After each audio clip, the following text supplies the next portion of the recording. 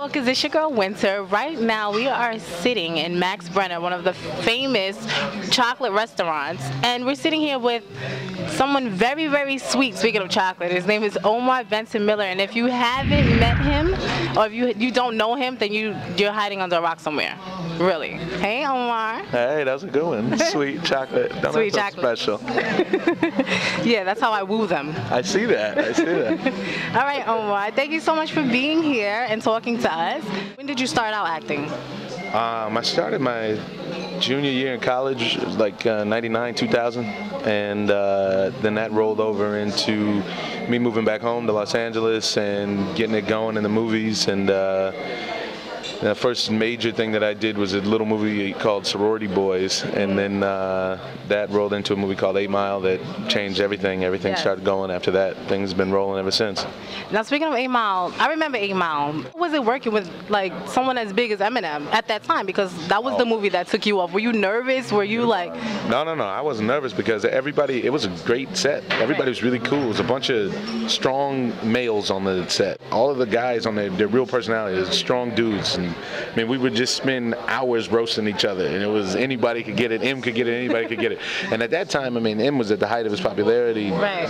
Forget about it. You couldn't go anywhere with him, and he was so cool and so humble. It made the whole experience better because he didn't come in, I know this and I know that, and he came in very, very sweet and very humble, and we all worked well. Maybe he knew, nobody else knew that it was going to be big like that, and it worked out. It was really just a blessing to be able to have that one in my back pocket whenever I want to go to it. They actually ended up telling me that one of the reasons I got the role was because one of the producers heard my laugh in the audition, one of the earlier auditions. Wow. Because they had glossed over my tape several times, and then she'd heard my laugh, and she was like, you know what, let's give this guy another look.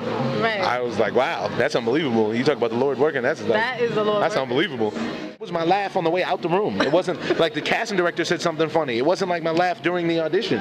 It was just a real laugh. Right. And then and that's what got me to look. How was it working with Spike Lee? Another big name. Yeah, that was awesome. That was, you know, Spike is cool because he was kind of like a coach. Right. And just like a coach, he expects you to be prepared and to come and to bring your A game. And if you don't, then he's going to put the camera on somebody else. It's really, really simple. There's no nonsense with Spike. He's about his business. Forget about it, man. I saw him watch rehearsals with people, and they're like, that's what you're going to do? Like, yeah, man, that's what I'm going to do. 2 cameras on Winter. Like, it's like, he'll switch your pro. Yeah, you got to come tight for Spike. Absolutely. So you came tight for Spike? Oh, I got you. Come on, man. I mean, I come to correct all the time. Oh, Lord. Oh, I'm coming up yonder. Meet me, Jesus. Shut up. Oh, Bishop, they got you, too. No. Bishop, we dead, Bishop. Listen to me. Bishop, we dead. No, listen to me. You was dead, okay? But I brung you back. Now, you ain't dying until I get my money. You owe me $1,400. In that movie, you played another substantial role. You always choose the real different roles. You choose like the roles that stand out, and that's what I like about you. Thank you. I really like that about you. It was basically based in an era where it was like racism and stuff like that. And how did you prepare yourself mentally for that role? Because you know you have to take yourself back in a type of era that you actually didn't really experience too hard.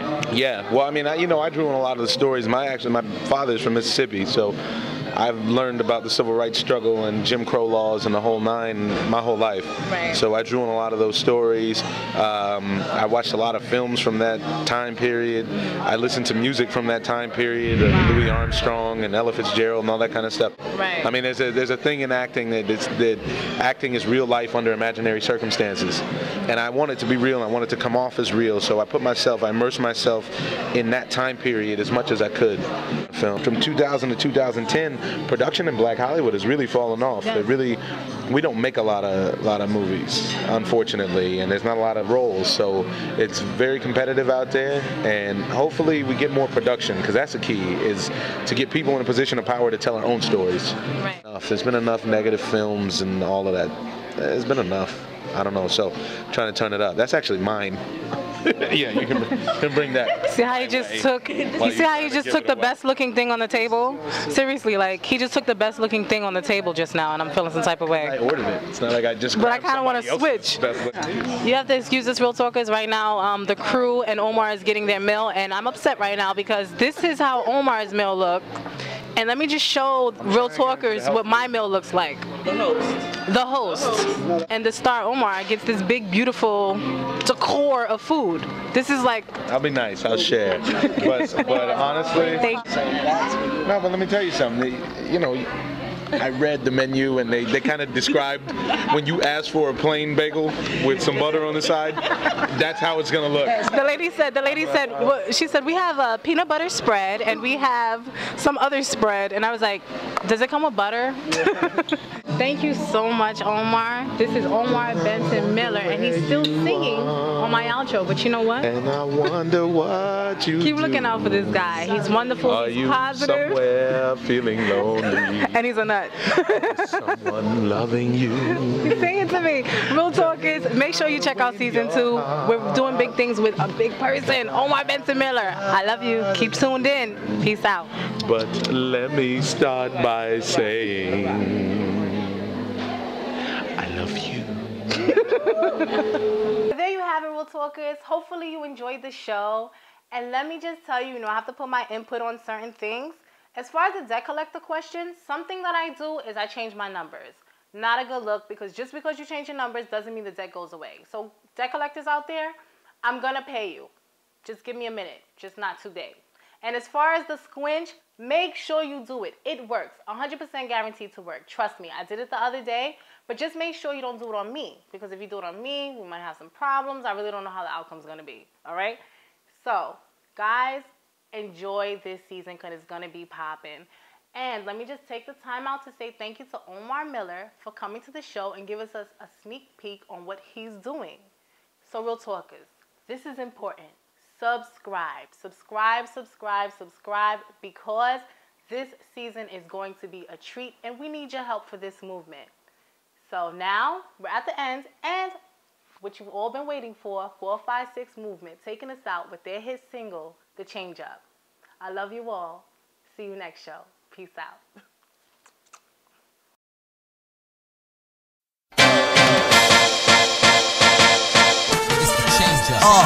Yo, welcome to the One Take Spectacular. Check my vernacular. Nothing left to do but treat the game like Dracula. I'm forced to bring the fangs back. Life force drain that. King of the jungle, guess I gotta bring my main back. Trying to bring the game back. All we do is state facts. Treat them like Air Force Ones and straight lace tracks. My plan is to embrace rap and push a black Maybach. Cleanse all y'all rappers verbally spray this ain't the second verse, it's more like the second hearse, cause I'm killing them. Rappers got cavities, but no insurance, I ain't feeling them. No cell, they spit like suicides when I'm drilling them. Did you know the suicide you do again, sending them? You sweeter than cinnamon, I roll with renegades like Eminem. Bring the racket, they can serve like Wimbledon. Bar for bar, I push up on these tracks, that's my regimen. Lyrical exercise, 4, 5, 6, and the prize. Y'all niggas must be some dummies if you thinking you could get buddy with me just because you see me wanting money. I see y'all plotting, it's funny cause I remember being bummy. My tummy was feeling empty, now I'm extra hungry.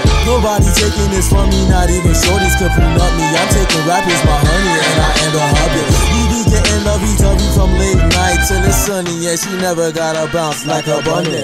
Hello? Yo, Jimmy Inc., stop messing with these cats. Switch up the flow. Alright, kid. I'm taking all of y'all to school cause y'all be testing me. Got your bitches all on fours, check my pedigree. I'm at a level where I'm leveling beats. Y'all turn on my level so I can level this beat with incredible heat. Hey yo, I rock Mike solid, you a pebble in the streets. It's swept up. I took me feeling sick and needed a microphone checked up. Cause don't step up or you getting wrecked up from the leg. I wish the best luck if you go against us. So please tell me what good is a vest for your chest. With my teeth spitting asbestos, y'all can handle the pressure. They say you buzz mics when I clutch mics. Have all you rappers changing professions. Of course some of y'all haters get served like waiters or divorcing papers. Either way we won and you lost like Vegas. They lost chips on Vegas. Cast off shack me, I'm cast off raps. I make sign on tracks. I don't want to, but y'all gonna force me to just do it like Nike. Lyrical language, I speak fluid. Don't try me, cause y'all must be tripping off that fluid. Poison ivy, I'm itching to bring forth the movement. Once the momentum has started, y'all be dilly departed. Treat these rappers like Moses, flow slowly get parted. I'm a natural artist, draw attention regardless. Known to cause static like socks that's rubbing the carpet.